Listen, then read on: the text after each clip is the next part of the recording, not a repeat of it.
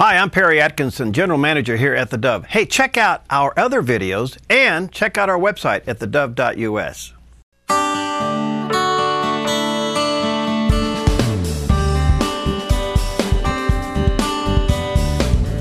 Welcome to Focus Today. I'm your host, Perry Atkinson. Well, we have a very special guest today. I think we're going to learn a lot from him. Our special guest today is Angelo Codevilla. He's Professor Emeritus of International Relations at Boston University and a member of the working group on military history of the Hoover Institute, Stanford University.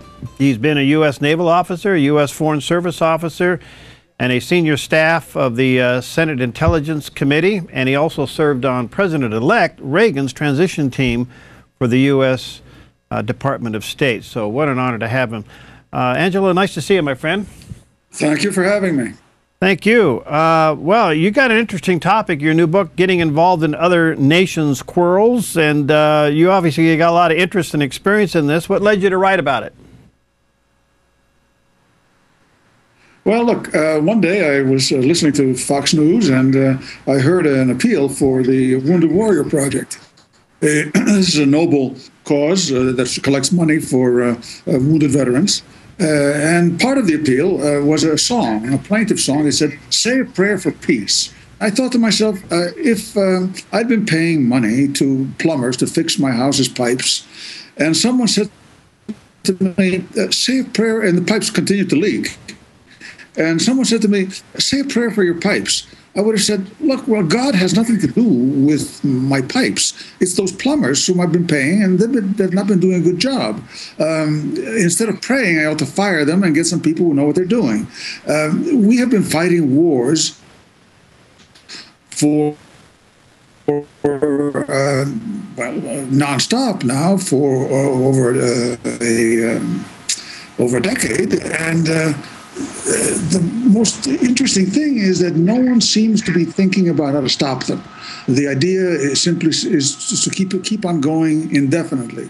This is against nature. The nature of all human activity is that it has an end. Things have a beginning and an end. But the idea that something, especially war, can or should go on indefinitely without an attempt to bring it to a conclusion, that is unnatural. That's wrong. So I went into a historical inquiry into how it got that way. Well, it's a mess. You're right. We go in with seemingly no exit plan. We talk about it. We really don't. We're stuck in there for years. We spend a lot of money, and we criticize a lot of people. We get uptight, and we come out with our tail between our legs. What are we doing? Well, a lot of things wrong. First of all, it's not simply an idea of how to get out. The idea is, what are you doing to begin with? Right. Do you? What is the plan? What is the good that you are trying to achieve? Do you know how to achieve it? The objective of war, of course, is peace. If you know what stands in the way of your peace, and you know that by getting rid of that thing you can achieve peace, then it makes sense to make war. If you don't know what the thing it is that you must remove in order to have peace, then much better to stay in bed because you're only going to do harm. Our founders had a very, very tight relationship with.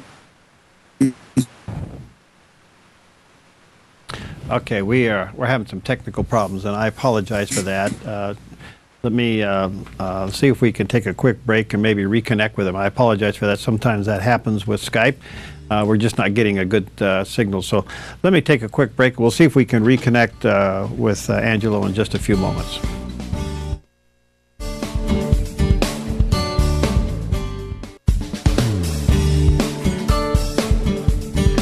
Okay, we're back, and I apologize for our technical difficulties there, and I think now we've reconnected with Angelo. Again, I apologize, sir. Sometimes that happens, and we value greatly your time giving to us today.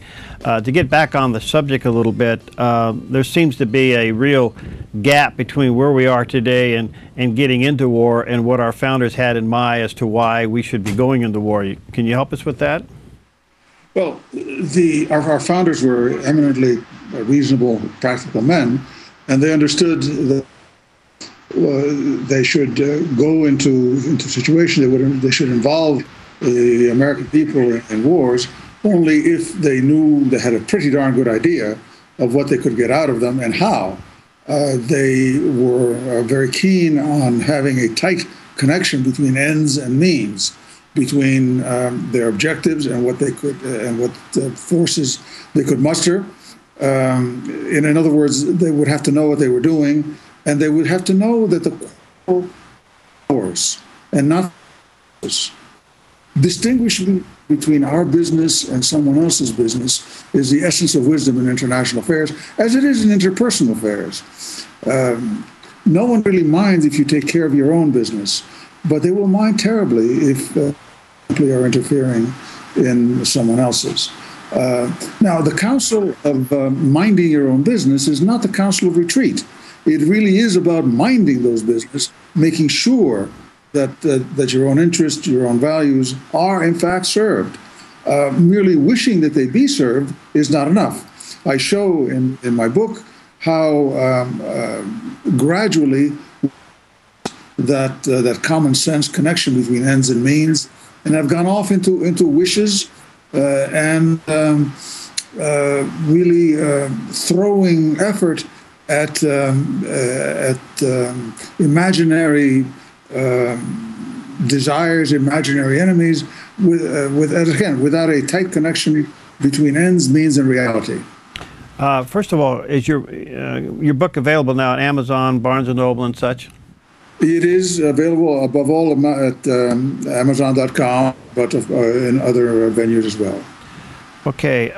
It seems, though, when we get involved in these situations that our intentions are noble, to help somebody else, or at least to help them with freedom and liberty, but maybe we're just not paying attention to what the culture really is, and we just can't. That's right. We can't imply on them for what they really are. Look, our civilization teaches intentions are not sufficient. You actually have to know what you are doing. You can't approach a plumbing problem intention of making the pipes work correctly. You have to exactly know that if you change this pipe, that result will happen. And especially given that so-called multiculturalists know nothing about other cultures, right? Simply noble they themselves are, it is not surprising that they have thrown us into the situations that they've thrown us into. All right, so what would be your conclusion, say, with Syria, Iraq, and Afghanistan? Those places are right now being convulsed by what one might call a world war among Muslims. The entire Muslim world is at war within itself in several ways. Sunni against Shia. This has been going on for 1,400 years. Syria especially has become the focus of this world war. In addition to that, you have the Wahhabis of Saudi Arabia, the Muslim Brotherhood, which is a kind of half-secular outgrowth of Islam. It is a mess which is their mess. It isn't simply that they are different from us in civilization. It is while they are fighting each other, they have lost respect for us. We cannot do anything about their internal quarrels, but we can darn well do something to make them respect us. And that is to strike at them for what they do to us, and not simply to go and try to change them. We ought to take care of our business and leave their own internal quarrels to themselves. Do you think, Angelo, that it's possible now with what's going on? I mean, they are clearly, there is a civil war among them, In fact, I was seeing now where the ISIS group is now actually attacking other mosques, of course, and other mosques and such. I mean, you kind of want to say, why don't we just step back and let them work it out? Correct. I mean, they're going to have to war it out themselves. Well, look, this is correct, and this is not new.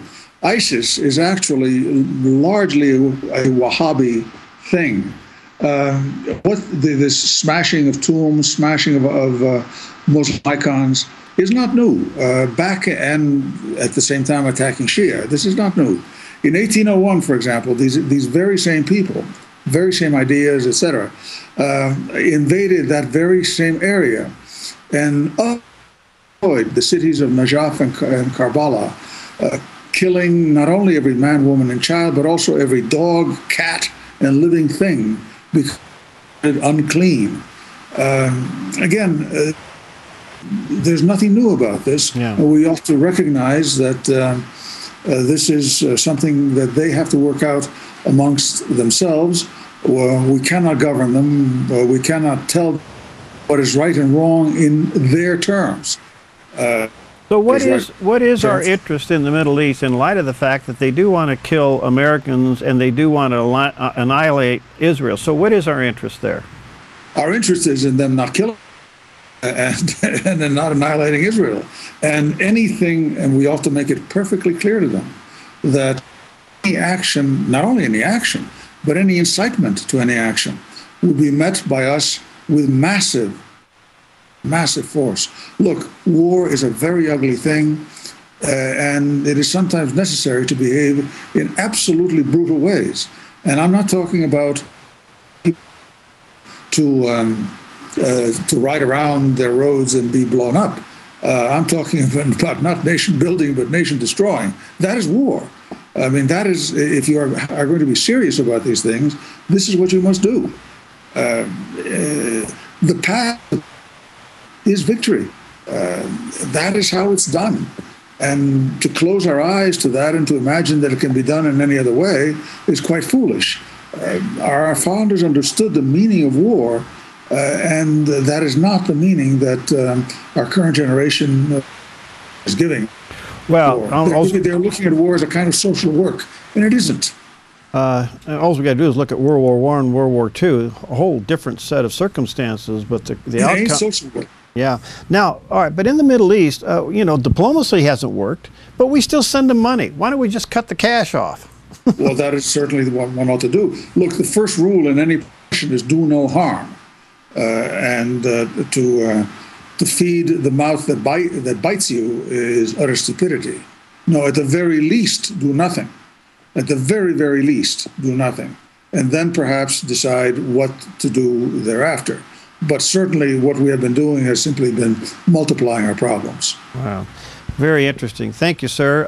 Again, getting involved in other nations' quarrels, you may want to check it out and at the bookstores. And fascinating. Are you going to do a follow-up to this?